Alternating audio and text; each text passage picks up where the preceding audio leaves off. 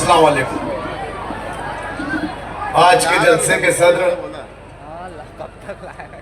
मजलिस इत्तेहादुल मुस्लिमीन के जिम्मेदारान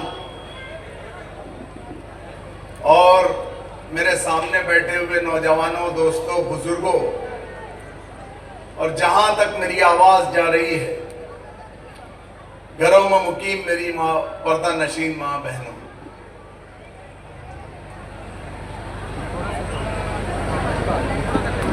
मैं आप लोगों को ये बताना चाहता हूं कि 2019 का जब इलेक्शन हुआ था तो हमारे मुखालफिन ने जो शिकस्त खाए थे, जब उन्होंने अपना कैंपेनिंग शुरू किया था तो उस कैंपेनिंग के अंदर और उनके मैनिफेस्टो में और उनके बैनर पर कहीं भी किसी भी जगह हमारी कोई बिरादरी के जिम्मेदार के ना फोटो थे ना कुछ थे।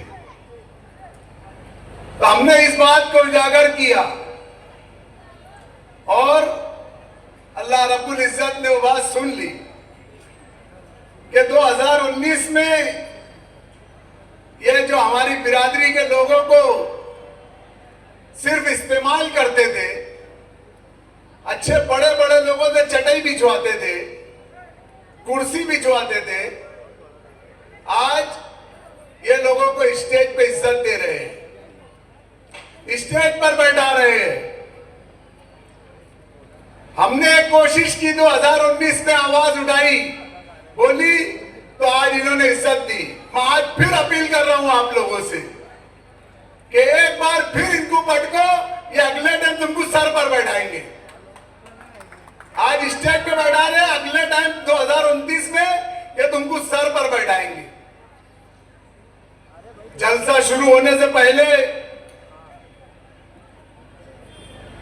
यहां पर कुछ लोग काली झंडियां लगा रहे थे और इस पूरे इलाके को उन्होंने अपनी निशानी से ढाक दिया था।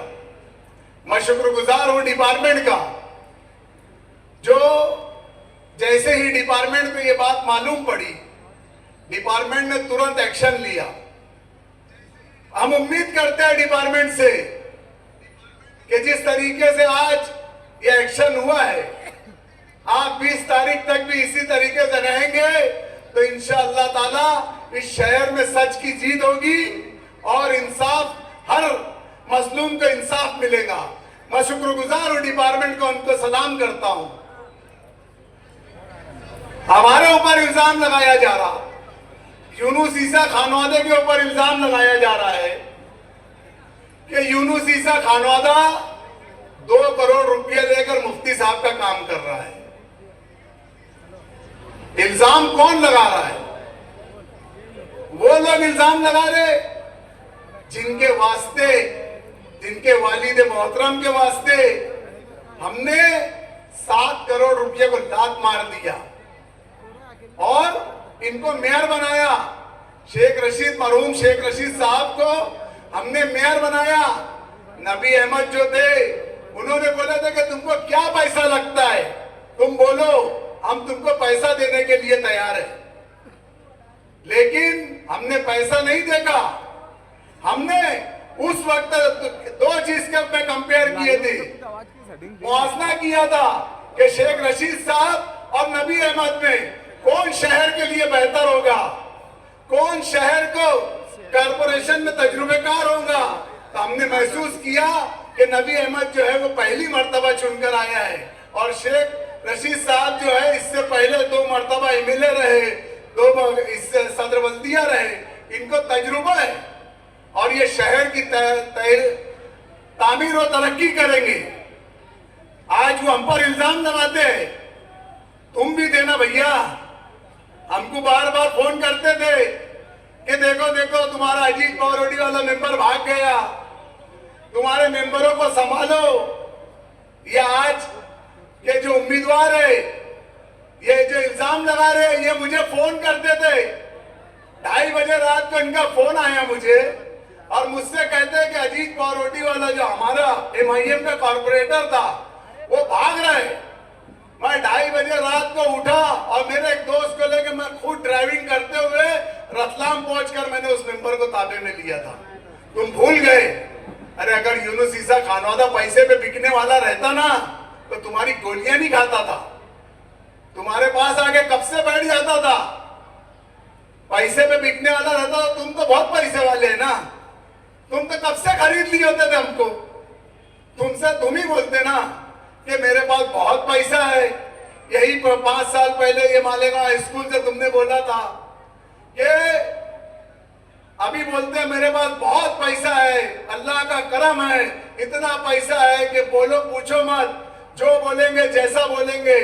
और यही मालेगांव स्कूल में 5 साल पहले बोले थे इलेक्शन में कि मैं 20 लाख का कर्जदार हूं। तो भैया आज ये करोड़ों रुपये तुम्हारे पास आया कहां से? मैंने किले की मीटिंग में बोला कि ये करोड़ों रुपया आज ये अपने आप का यतीम होने की दुआई दे रहे हैं। आज ये अपने लोगों को बोल रहे हैं कि मैं यतीम हूं, मुझे मेरे अब्बा की बहुत याद आ रही है। तो भाई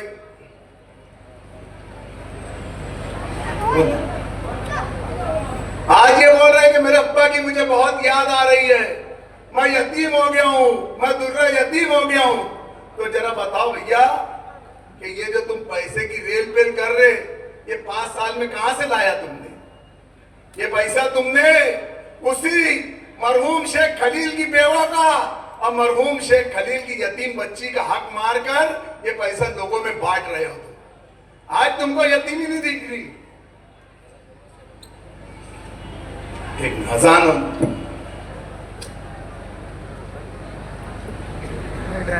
क्या था कि ये जो पैसे की रेल पेल हो रही है, ये एक यतीम बच्ची का माल लूटकर उसका हक खाकर ये आप लोगों को खिलाया जा रहा है।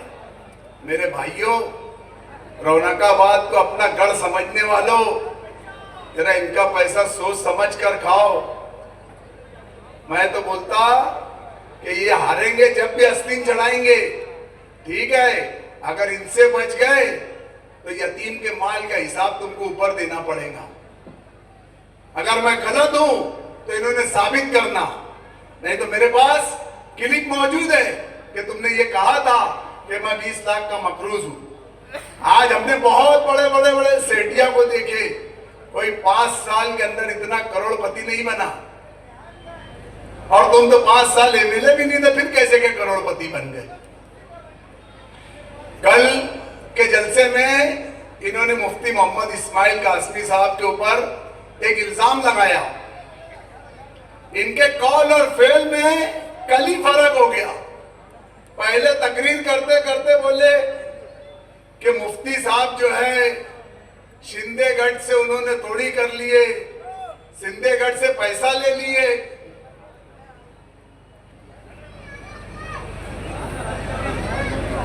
शिंदेगढ़ से पैसा लिए और शिंदेगढ़ के उम्मीदवार है मुफ्ती मोहम्मद इस्माइल साहब। पहली स्टार्टिंग की तकरीर में इन्होंने ये बोला, फिर बाद में क्या बोलते बोले ये इतनी फिरका परस्त पार्टी है, ना इनको महागठबंधन वाले लेंगे ना महायुति वाले लेंगे। आप मुझे चुनकर दो, मैं महागठबंधन में जाऊंगा और ये करूंगा। यानी पहले बोल रहे कि मुफ्ती साहब ये है और बाद में बोलते मुफ्ती साहब को ये लोग ले नहीं रहे। पहले सोचो भैया अच्छी से, क्या बोलना है क्या नहीं बोलना है। और एक हाफिज अनीस अजहर साहब, कम से कम आपने जब मेरे सदर पर इल्जाम लगाया, असदुद्दीन अवैसी साहब के ऊपर इल्जाम लगाया, तो मैं ये समझता हूं कि उस स्टेज के ऊपर कुछ दीनदार चेहरों में एक आपका नुमाया चेहरा है। आप अगर इस तरीके की बात कर रहे हो कि मेरे सदर को क्यों नहीं ईडी होती, असदुद्दीन अवैसी को ईडी क्यों नहीं पकड़ती, असदुद्दीन अवैसी बीजेपी का एजेंट है, असदुद्दीन अवैसी ऐसा है, असदुद्दीन अवैसी वैसा है, तो मैं हाफिज अनीस अजहर साहब शायद आपका ईमान कमजोर हो गया होगा। आप मेरे सदर के बारे में पूरी अच्छी तरीके से जानते नहीं हो। अरे फर्ज नमाज तो छोड़ो, फर्ज नमाज की तो बात बहुत दूर की है।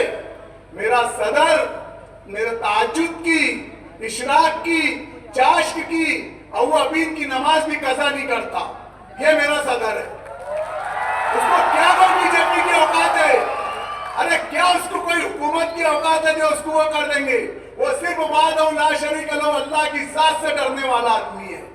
ये मोदी और योगी से डरने वाला नहीं है, ये बीजेपी से डरने वाला नहीं है। तुम उस पर इल्जाम लगा रहे। अरे तुम हाफिज हो, तुम्हारे अंदर भी ईमान मजबूत रहना चाहिए कि मुसलमान सिर्फ अल्लाह से डरता है। अरे तुमसे अच्छा तो तुम्हारा कैंडिडेट, हालांकि डरता बहुत है लेकिन बार बार बोलता मैं अल्लाह से डरता, मैं अल्लाह से डरता। अरे उसकी तो समझो कि एक ईमान वाला किसी से डर नहीं सकता। डर और ईमान ये एक जगह हो नहीं सकती। तुम जो कह रहे हो बीजेपी का एजेंट ईडी उडी, अरे उसको खुली अल्लाह की मदद शामिल है, खुली अल्लाह की मदद शामिल है। तुम समझ रहे हो कि कोई डिपार्टमेंट उनको छूट दे रहा है, तुम गलत हो। इलेक्शन खत्म होने पे है, 18 तारीख को इलेक्शन का प्रचार बंद हो जाएगा। हमने अच्छाई और बुराई पर इलेक्शन लड़ा, हमने नशे के खिलाफ बोला, हमने बुराई के खिलाफ बोला और पार्टी लोगों ने इस ताल्लुक से बोले। मुझे बताओ कि इतने पूरे दिनों के अंदर या तकरीबन 4-6 महीने से आसिफ शेख रशीद कैंपेनिंग कर रहे हैं, इन्होंने एक दिन भी नशे के खिलाफ बात कही क्या? एक दिन भी अगर इन्होंने नशे के खिलाफ बोला होगा, एक जलसे में भी अगर इन्होंने नशे के खिलाफ बोला होगा, तो हम ये चीज मानेंगे कि तुम भी अच्छाई और बुराई को चाहते हो। सारी बुराई तुम अपने पास भर के रखे हो। कोई बेरोजगार, कोई परेशान हाल आदमी तुम्हारे पास जाता है तो तुम उस काम धंधे के वास्ते तो उसको तुम लाइन बताते हो कि चल तू भला जगह एमडी बेच दे, तू भला जगह ड्रग्स बेच, तू भला जगह सट्टा कर, तू भला जगह जुगाड़ चला। आज हमारे मुफ्ती साहब पर तुम इल्जाम लगा रहे हो। अरे बताओ, यहाँ डिपार्टमेंट भी मौजूद है, डिपार्टमेंट में भी मुझे बताना कि मुफ्ती मोहम्मद इस्माइल कासमी साहब ने कभी किसी एक की ऐसी सिफारिश की है कि साहब इसको वहां सट्टा चलाने दो, कि साहब इसको वहां जुआ चलाने दो, कि साहब इसको वहां एमडी बेचने दो। तुम खाली स्टेज से बोलते व्हाइट कॉलर, व्हाइट कॉलर। सफेद कपड़ा पहन लेने से कोई साहबी नहीं हो जाता, किरदार से साहबी होता। किरदार से व्हाइट कॉलर बोल रहे हो। और हमने नशे के खिलाफ बोला तो हम पर गोलियां बरसाई गई, जान से मारने की कोशिश की गई, और कर रहे कोशिश करो, तुमको मुबारक। एक जान है जो अल्लाह ही लेगा। और इंशाअल्लाह ताला अगर मेरी लिखी है नशे के खिलाफ कौम के मुस्तकबिल के वास्ते, तो मैं ऐसी 100 गोली खाने के लिए तैयार हूं। कितनी बार मारोगे? इतना बोलूंगा कि इंशाअल्लाह ताला तुम एक मालिक को मारेंगे, मैं 1000 मालिक खड़े करके जाऊंगा शहर के अंदर। हमें बोला जाता है कि हमारी जमात फिरका परस्तों की जमात है। तुम किसके एजेंट हो ये तो बताओ। जो आधा हरा झंडा लेकर आए हैं, पूरा झंडा हरा करो। बात करते हैं, बार बार मैं इनके जलसे में सुन रहा हूं, विजन विजन विजन। मैं मेरे अब्बा से भी पूछा, मेरे डॉक्टर से भी पूछा, और पढ़े लिखे लोगों से भी पूछा, क्या हमने तो विजन पढ़े हुए है, विजन कौन सा लफ्ज है मुझे नहीं मालूम। बोले हमारा विजन है। क्या विजन है? तो बोले आप सल्लल्लाहु अलैहि वसल्लम की शान में गुस्ताखी अगर हुई तो मैं असेंबली में आवाज उठाऊंगा। अबे भैया तू चाह रहा कि वापस से कोई आप सल्लल्लाहु अलैहि वसल्लम की गुस्ताखी करे? अब अगर तू ईमान वाला है और तेरे दिल में ईमान है तो चल उठ हमारे साथ अभी निकल। कौन आप सल्लल्लाहु अलैहि वसल्लम की शान में गुस्ताखी करता उसको रोड पर बताएंगे, रोड पर जगह पर बताएंगे उसको। जगह पे तू असेंबली आने का इंतजार कर रहा कि मैं असेंबली में चुनकर जाऊंगा तो उसमें बोलूंगा, असेंबली में आवाज उठाऊंगा। यानी तू चाह रहा कि आप सल्लल्लाहु अलैहि वसल्लम की शान में गुस्ताखी हो। अरे एक ईमान वाला तो कभी सोच भी नहीं सकता कि मेरे नबी करीम सल्लल्लाहु अलैहि वसल्लम की शान में गुस्ताखी होए, हमारे तस्वुर में भी नहीं आ सकता। और तो खुलेआम ऐलान खुलेआम स्टेज से बोल रहा है कि आप सल्लल्लाहु अलैहि वसल्लम की शान में गुस्ताखी होगी तो मैं ऐसा करूंगा। अगर तू ईमान वाला होगा, तेरे दिल में जरा भी राई बराबर ईमान होगा तो सियासत में तू आप सल्लल्लाहु अलैहि वसल्लम को मत ला। हम तस्वुर में भी एक ईमान वाला आप सल्लल्लाहु अलैहि वसल्लम की तस्वुर में भी उनकी गुस्ताखी नहीं सोच सकता। हमें फिरका परस्त बोला जाता है, हमारी जमात को फिरका परस्त बोला जाता है, असदुद्दीन अवैसी को फिरका परस्त बोला जाता है, अकबरुद्दीन अवैसी को फिरका परस्त बोला जाता है। हाँ चलो हम फिरका परस्त है फिरका परस्त। अगर दबे हुए मुसलमानों के खिलाफ आवाज उठाने वाला मेरा लीडर आवाज उठाता है तो मैं फिरका परस्त हूं। अगर मेरा लीडर दलितों के खिलाफ आवाज उठाता है, दलितों के ऊपर जुल्म होते हैं उनके खिलाफ आवाज उठाता है तो हम फिरका परस्त है। मुसलमानों के ऊपर मॉब लिंचिंग होती है तो कहीं आवाज उठाती है तो मेरा लीडर बोलता है तो अगर वो फिरका परस्त आप मानते हो तो हाँ है फिरका परस्त। डबल सीए के कानून के खिलाफ या किसी भी ऐसी हरकत के खिलाफ अगर हमारा लीडर बोलता है तो हाँ फिर हम फिरका परस्त है। अपना दिमाग सुधारो, हम यही अपील करेंगे।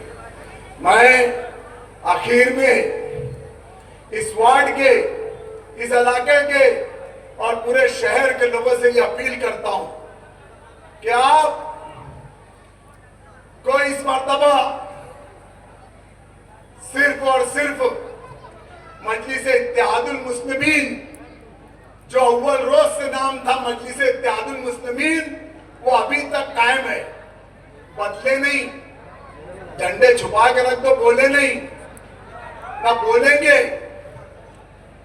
जो लड़ने वाली जमात है, ये शहर के अंदर अगर आप तरक्की चाहते हो, तरक्की से बढ़कर अगर आप इस शहर के अंदर अमन चाहते हो, सुकून चाहते हो, सलामती चाहते हो कि अपने बच्चे सलामत रहे, अपना मुस्तकबिल सलामत रहे, तो बचा लो इन लोगों के हाथों से शहर को, वरना हमारा ये शहर ये बर्बाद कर डालेंगे। इन्होंने पूरे शहर को खंडर बना दिया। ये मेयर थे, ये अपने आप को बोलते हैं कि मेरा 5 साल बेमिसाल, तो भैया बाकी 35 साल चूल्हे में डाल गया। 5 साल बेमिसाल तो बाकी 35 साल चूल्हे में डाल। इन्होंने पूरे शहर को खंडर बना दिया। आज हमारा शहर दिख रहा है कि शहर खंडर हो चुका है, लेकिन जो नस्लें खंडर हो रही है ना, वो नहीं दिख रही है। हमारी नस्ल तबाह हो रही है, हमारी नस्ल को बर्बाद है, भूसा दीमक लग चुकी है नस्लों को। नस्लों को अगर बचाना है तो हर चीज से, हर उससे उठकर चुनकर मुफ्ती साहब को वोट देना है।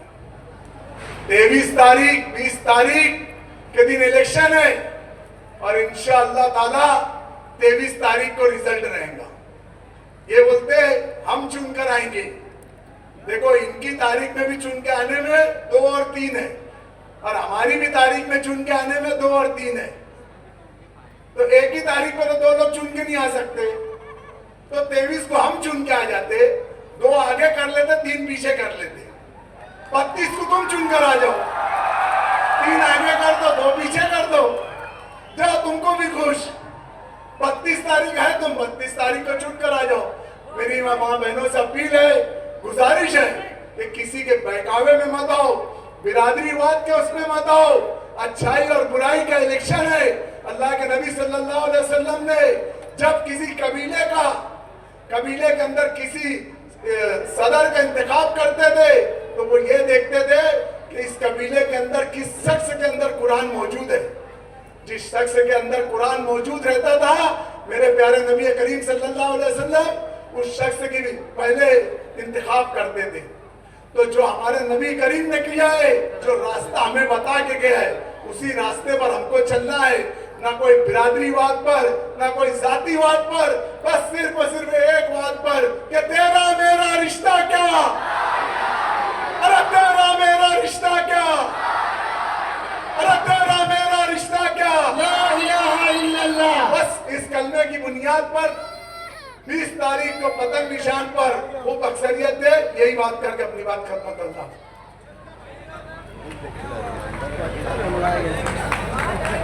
भाई आज के हमारे इस इजलास की सरपरस्ती रहनुमाई रहबरी फरमा रहे हैं साबिक सदर बल्दिया कारपोरेटर यूनुस ईसा साहब, डॉक्टर खालिद परवेज, मेयर अब्दुल मालिक यूनुस ईसा, अब्दुल माजिद हाजी यूसुफ इलियास, शफीक राना, सूफी अनीस और दुनियाई खिताबत का कहे, सियासत का कहे, ये तमाम तर चमकता और दमकता हीरा आपके सामने मौजूद है। भरपूर तालियां इस मंच के लिए, इस मंच को सजाने वालों के लिए कि दिल लुभाते हुए मंजर से निकल आते हैं। वो भी क्या लोग हैं जो घर से निकल आते हैं और बेसबब हमको दबाने की ना कोशिश करना।